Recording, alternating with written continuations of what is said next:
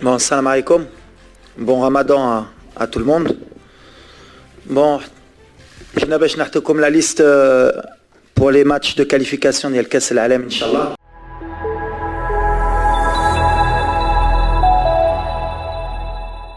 مرحبا بكم فيديو جديد اليوم الجمعة 14 مارس 2025 في حدث مهم ومترقب من طرف كل جماهير المغاربة. أعلن الناخب الوطني وليد الركرايدي في مركب محمد السادس بسلة اللائحة النهائية للمنتخب المغربي، والتي ستخوض المباراتين ضد منتخبي النيجر وتنزانيا في إطار تصفيات كأس العالم 2026. المباراتين غادي تلعبوا في الملعب الشرفي بوجدة بيوم 17 و 24 مارس، وكل الأنظار متجهة نحو هذه المواجهة التي تعد مصيرية في طريق التأهل للمونديال. واليوم غادي نبداو بالحديث على الوجوه الجديدة في اللائحة، واللي كانت مفاجأة لبعض المتابعين. الناخب الوطني وليد الركرايدي اختار استدعاء بعض اللاعبين الجدد لأول مرة، واللي غادي يكونوا عندهم فرص إظهار قدراتهم مع أسود الأطلس. ومن أبرز الأسماء الجديدة عمر الهلالي، اللاعب الشاب اللي كيلعب في نادي إسبانيول الإسباني، اللي لأول مرة غادي يكون جزء من المنتخب المغربي.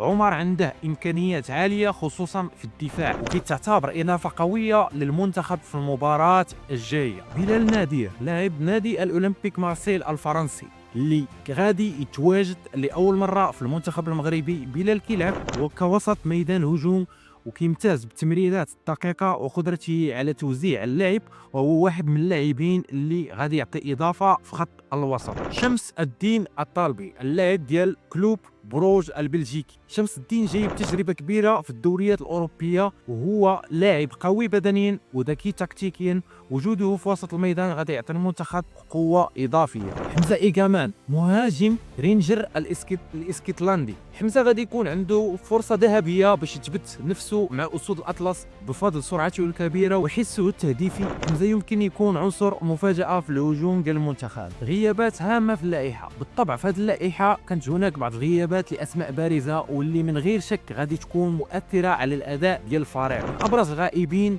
أيوب الكعبي، مهاجم المنتخب الوطني، اللي غيغيب عن المباراة القادمة بسبب إصابته اللي حالت دون مشاركته. أيوب كان لاعب مهم في التصفيات السابقة، وغيكون غيابه محل تساؤلات من طرف الجمهور. أشرف بن شرقي كان من اللاعبين اللي كانوا متوقعين يتواجدوا في اللائحة، ولكن للأسف غادي يغيب بسبب إصابة أخرى.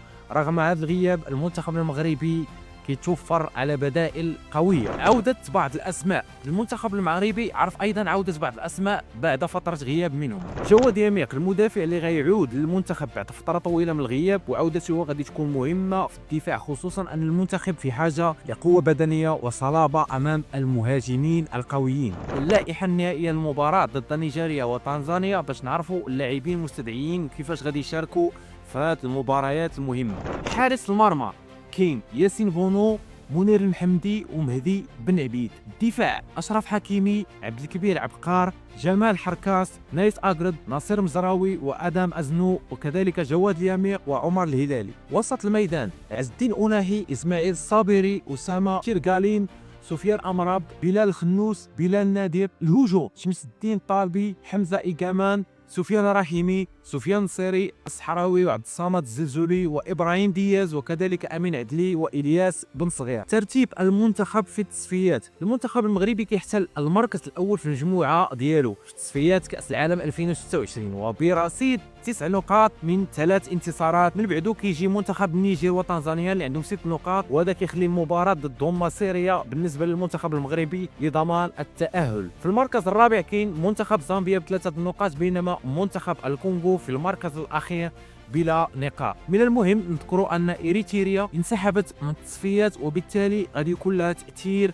على ترتيب المجموعة. التحديات والمباراة القادمة. المباراة ضد النيجير يوم 17 مارس غادي تكون فرصة ذهبية للمنتخب المغربي باش يوسع الفارق ديالو في صدارة المجموعة. ومن بعد المباراة ضد تنزانيا يوم 24 مارس غادي تكون ايضا حاسمه بالنسبه للاسود باش يستمروا في المنافسه على صداره المجموعه. من جهه اخرى المنتخب المغربي غادي يكون مطالب بالتركيز على الاداء اللاعبين الجدد وتنسيق اللعب بين الجميع لضمان الفوز. الركراكي اللي معروف بذكائه التكتيكي غادي يحاول يوازن بين الخبره ديال اللاعبين القدامى والطاقه ديال اللاعبين الجدد لتحقيق الفوز. في الختام اذا المنتخب المغربي في طريقه نحو التاهل لكاس العالم 2026 وهو متصدر مجموعته حاليا. التشكيله الجديده اللي فيها وجوه جديده وغائبه عن المنتخب لفتره تعطي الامل في مواصله النجاحات ديال الاسود اطلس في التصفيات. مباراه ضد النيجير وتنزانيا غادي تكون حاسمه والمغاربه كاملين متشوقين يشوفوا كيفاش غادي يتعامل الفريق مع هذه المباريات المهمه. كنتمناو ان المنتخب يواصل تالقه ويحقق نتائج ايجابيه تضمن ليه التاهل. اذا كنتي من المشجعين ديال المنتخب المغربي ما تنساش تشترك في القناه باش تتابع كل جديد حول تصفيات كاس العالم واخبار اسود الاطلس. شكرا على المتابعه ودائما فخورين بمنتخبنا.